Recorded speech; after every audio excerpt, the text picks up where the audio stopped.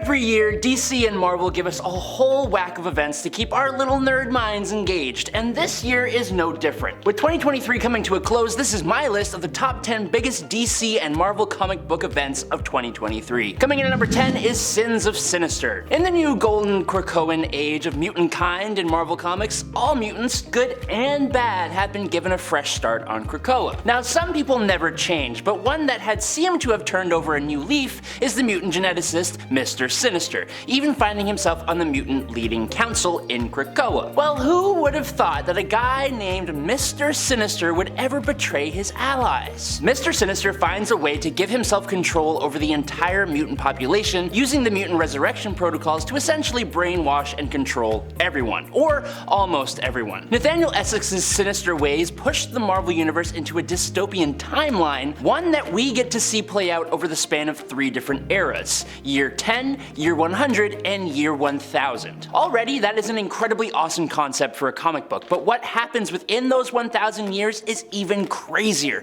with mutant chimeras spliced together with multiple different mutant powers, a whole religion of Nightcrawler clones, and the Juggernaut who goes hurtling through space for 1000 years until being used as a bullet to wipe out Thanos. It's fantastic. Number 9. Night Terrors. During the events of DC's Dark Knight's Metal, a guy named Christopher Lucas came home to his family and was confident that the Justice League would protect them from the Dark Knights. However, their home was destroyed and Lucas was driven insane, blaming the Justice League for losing his family. Now, in a later Lazarus-related event, Lucas gained some nightmare-related powers and became the serial killer known as Insomnia. His big time in the spotlight, however, wouldn't come until the Batman-centric event known as Night Terrors, where Insomniac's new goal became the recovery of the Nightmare Stone, which has the ability to disable all good dreams and the powers of the Dreamstone, which leads to Insomnia taking several heroes and villains of Earth into their worst nightmares. This gives us a big event that affects the entire publishing line, with almost every one of the 20 ongoing DC titles getting a 2-part Night Terrors miniseries,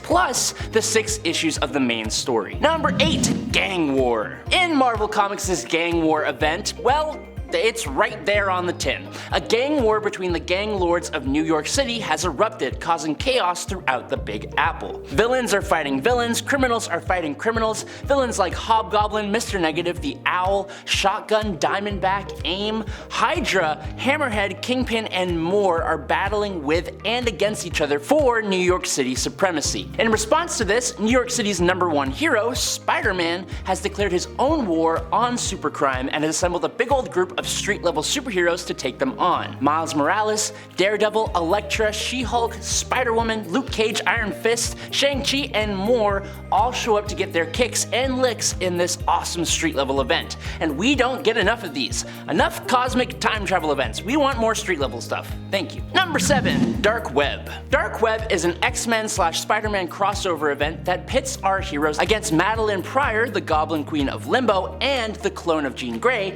and Chasm, better known as Ben Reilly, the clone of Peter Parker. Now, these two come together bonding over how they are just fed up of being second fiddle to their genetic suppliers. And as both want to take back the lives they felt that they were robbed of by their originators, Madeline creates the Tree of Exquisite Liberation. Now, the fruit that comes from this tree can force a soul from the one who owns it for someone else to consume, granting the consumer full understanding of the one who they absorbed, if that makes sense. With this, Chasm is seeking to take out Peter Parker and take his soul, knowing everything about him and usurping his life. Now, this conflict brings in both Spider-Man and the X-Men, both of which already have a lot going on separately in 2023. Even Venom gets involved in this one, and he's basically a god now, so definitely check this one out if you haven't already. Number 6. The Dawn of DC. Much like the New 52 in 2011 and DC Rebirth in 2016, Dawn of DC is all about giving readers a fresh jumping on point and a host of new series. Dawn of DC brought back some major heroes who have spent recent years away from Earth, and a big example would be Superman. Kal-El is returned home to star in both Action Comics, which focuses on the entire Superman family,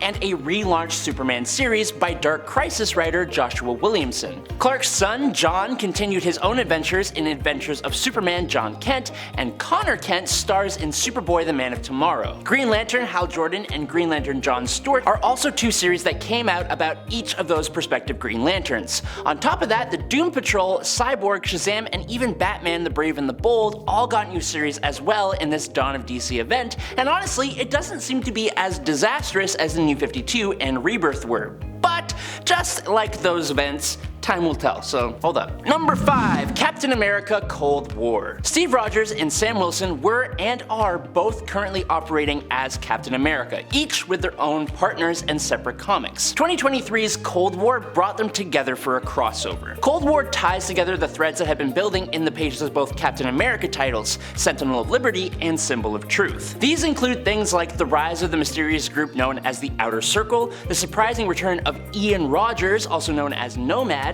and it also deals with Sam Wilson's conflict with Wakanda and the White Wolf, and Bucky Barnes' bold new mission as his character's new name, The New Revolution. Number 4. Lazarus Planet. After a volcano covers the entire world in the same magical Lazarus resin that keeps Ra's al Ghul young and spry, DC's Lazarus resin storms affected the world, granting heroes new powers, creating entirely new metahumans, and highlighting lurking threats in the DC universe. It resulted in moments like the Justice League all swapping powers, and Batman fusing with the demon Nazah. Amanda Waller also gained a new nephew who goes by the name Deadeye. It revealed that the hero Firestorm steals the youth of whoever he fuses with, that one of Crazy Jane's alters now leads the Doom Patrol, and it gave Red Hood a new superhero team called the Vigil. The Amazons also got attacked by zombies, and we finally got introduced to DC's new transmasculine hero, Circuit Breaker. Basically, a lot happened. Number 3. Ultimate Invasion. Marvel's Ultimate Universe used to be one of the most popular parts of Marvel Comics' publishing line. The Ultimate Universe was ended in the aftermath of Secret Wars, but alas, Jonathan Hickman has returned to bring the universe back to life with a miniseries,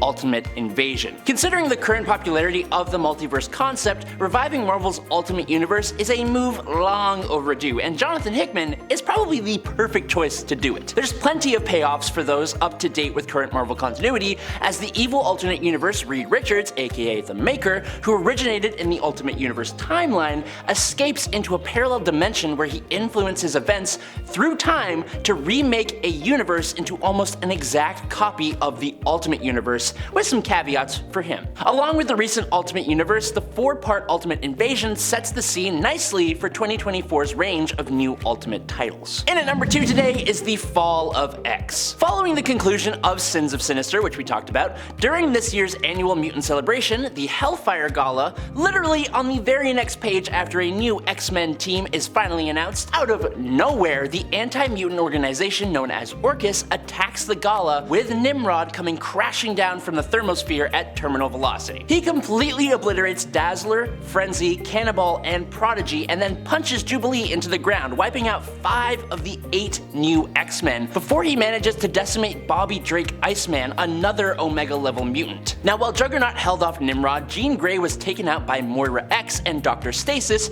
a clone of Mr. Sinister, and then revealed to Professor X that the medicine that the X-Men had been producing for the world in Krakoa has all been tampered with. Now, Stasis can control or wipe out any human who used any of the medicine produced by the X-Men. In exchange for him agreeing not to do that, Charles Xavier agreed to use his powers to force the mutant population of Krakoa, some 200,000 mutants, to go through teleportation gates to the X-Men's home on Arakko, aka Mars. Orcus planned on having Arakko being its next big target, but instead, something went horribly wrong and 200,000 mutants were suddenly transported to the White Hot Room. And from there, the Fall of X event has only gotten more and more crazy as we go on into 2024 to find its conclusion. And finally, in at number 1, it is Marvel Gods. This new series is very exciting. Essentially, Marvel's Gods is going to be completely rewriting the entire magical godly landscape in Marvel Comics. Coming from the legend that is Jonathan Hickman, who we have also talked about, who most recently revamped the mutant corner of the Marvel Universe in House of X and Powers of X, Gods has been teased for months, with backup stories in the pages of various Marvel Comics titles